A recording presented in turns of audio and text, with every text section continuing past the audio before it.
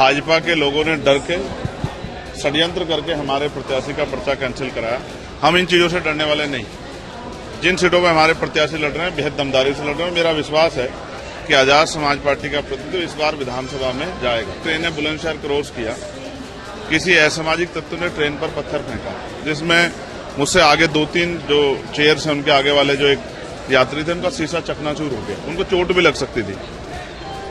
मेरी नजर में ये जरूरी नहीं कि षड्यंत्र का हिस्सा हो, किसी को नुकसान पहुंचाना, ये लापरवाही भी हो सकती है। राजनीतिक रूप से मेरी कुछ मजबूरियां हैं, लेकिन अगर वो उनके परिवार के लोग चुनाव लड़ रहे हैं तो जनता को तय करना है कि जब किसी पर जुल्म हो तो उसकी मदद करनी है। और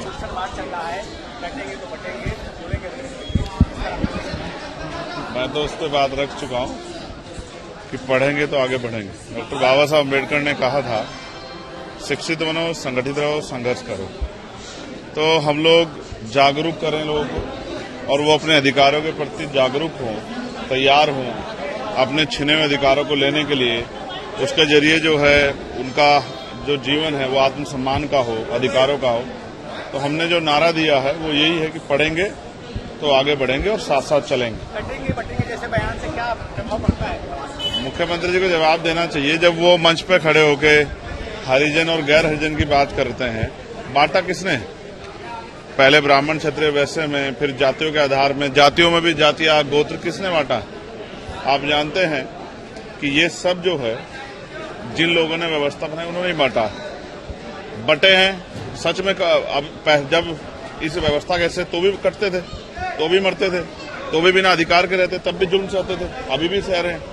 तो मुख्यमंत्री शायद जो है उनको एक ही लालसा है कि उनकी राजनीतिक जो है चीजें आगे बढ़ती रहे, उनकी पार्टी आगे बढ़ती रहे। उनको ना समाज से, ना प्रदेश से, ना देश से कोई लेना देना नहीं है कि उनके बयान का क्या असर समाज पर हो।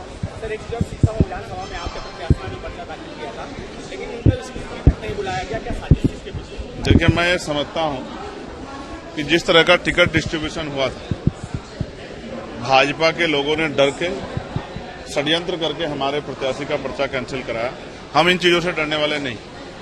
जिन सीटों पर हमारे प्रत्याशी लड़ रहे हैं बेहद दमदारी से लड़ रहे हैं। मेरा विश्वास है कि आजाद समाज पार्टी का प्रतिनिधित्व इस बार विधानसभा में जाएगा। एक जानकारी मैं आपको देना चाहता हूं, हालांकि ये राजनीतिक नहीं है, मुझे नहीं पता आपके लिए इसके कोई मायने है या नहीं, लेकिन अभी मैं ट्रेन का सफर करके आ रहा हूं वंदे भारत से। C3 जिस बोगी में मैं था, जैसे ही ट्रेन ने बुलंदशहर क्रॉस किया, किसी असामाजिक तत्व ने ट्रेन पर पत्थर फेंका, जिसमें मुझसे आगे 2-3 जो चेयर्स हैं उनके आगे वाले जो एक यात्री थे उनका शीशा चकनाचूर हो गया, उनको चोट भी लग सकती थी।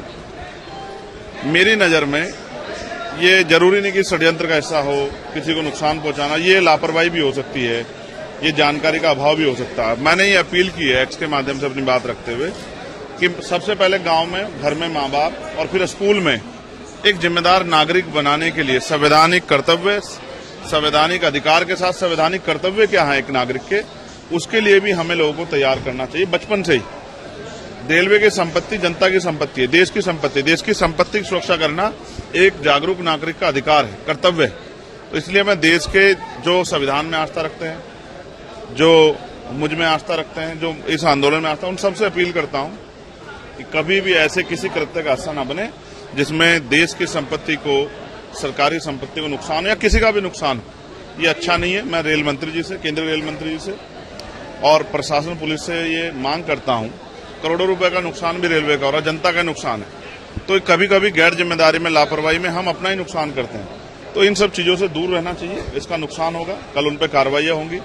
ये नासमझी खतरनाक है। इसलिए मैं अपील करता हूं सभी जागरूक नागरिकों से, उनके माता पिताओं से, बच्चों के और उनके परिवार के लोगों से कि ऐसी किसी भी घटना के लिए सबसे पहले स्वतः अपने बच्चों को घर पे जागरूक करें और फिर स्कूल में भी इसको बचपन से पढ़ाया जाना चाहिए कि क्या आपको करना है, क्या नहीं करना। सर, एक सवाल और, आप आए थे, कुछ दिन पहले कानपुर आए थे, आपने कहा था सपोर्ट किया जाएगा, आप क्या कहते हैं? देखिए, राजनीतिक रूप से मेरी कुछ मजबूरियां हैं, लेकिन अगर वो उनके परिवार के लोग चुनाव लड़ रहे हैं तो जनता को तय करना है कि जब किसी पर जुल्म हो तो उसकी मदद करनी है या उसको अकेला छोड़ना है, जनता को तय